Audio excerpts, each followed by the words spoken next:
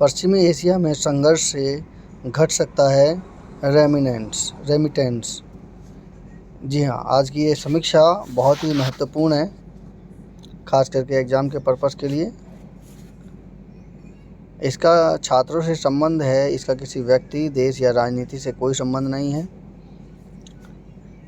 SBI funds के मुताबिक कच्चे तेल की ऊंची कीमतों से दबाव में आ सकता है राजकोषीय संतुलन।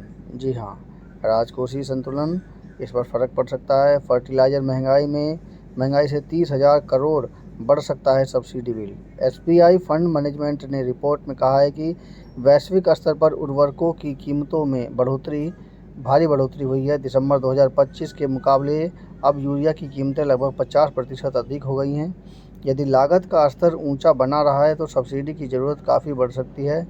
रिपोर्ट में कहा गया है कि सरकार का उर्वरक सब्सिडी बिल बजट में निर्धारित राशि से अधिक बढ़ सकता है। रिपोर्ट में कहा गया है कि गैस की बढ़ती कीमतें और फर्टिलाइज़र की महंगाई सब्सिडी की ज़रूरतों को 30,000 करोड़ रुपए या उससे ज़्यादा बढ़ा सकती हैं।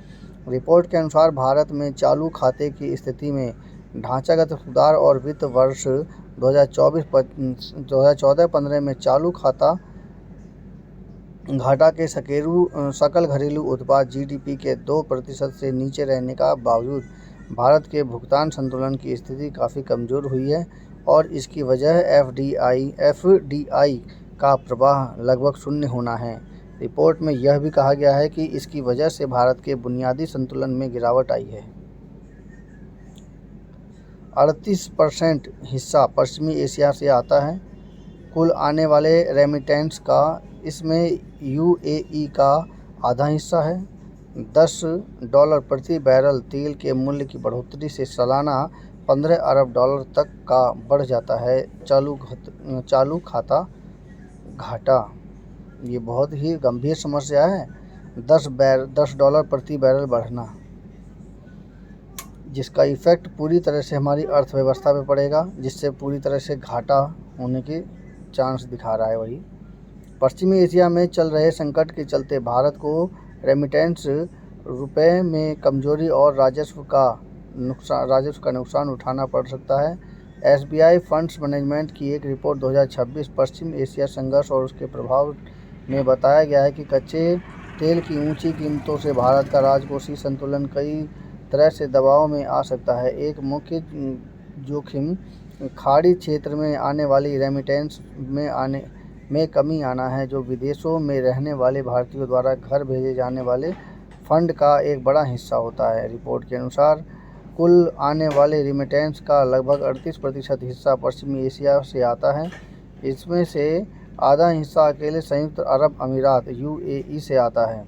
रिपोर्ट में यह भी चेतावनी दी गई है कि यदि कच्चे तेल की कीमतें ऊंची बनी रहती हैं तो चालू खाता घाटा यानी कैड और बढ़ सकता है।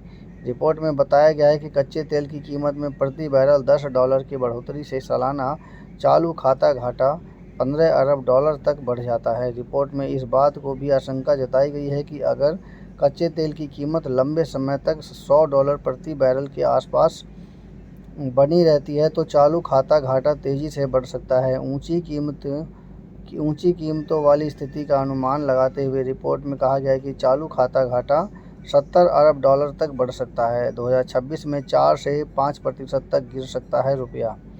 बाहरी क्षेत्र पर पड़ने वाला यह दबाव मुद्रा बाजार पर भी असर डाल सकता है और अगर विदेशी निवेश का प्रवाह अस्थिर बना रहता है तो रुपया और भी कमज़ोर हो सकता है। रिपोर्ट में कहा गया है कि यदि एफआईआई यानी विदेशी संस्थागत निवेशक का प्रवाह फिर से नहीं बढ़ता है तो रुपया वैश्विक झटकों के प्रति संवेदनशील बना रहेगा। रिपोर्ट में अनुमान लगाया गया है कि 2026 में रुपये के मूल्य में 4 से 5% तक की गिरावट आ सकती है। पहले वह अनुमान 2 से 3% था। फिलहाल डॉलर के मुकाबले रुपया 94.85 पर कारोबार कर रहा है और अगले 2 तिमाहियों में इसके 96 के पार पहुंचने की उम्मीद है।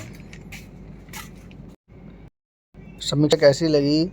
कृपया मेरे चैनल को सब्सक्राइब कीजिए, कमेंट कीजिए, शेयर कीजिए और ये पेपर के लिए इम्पोर्टेंट है रेमिटेंस।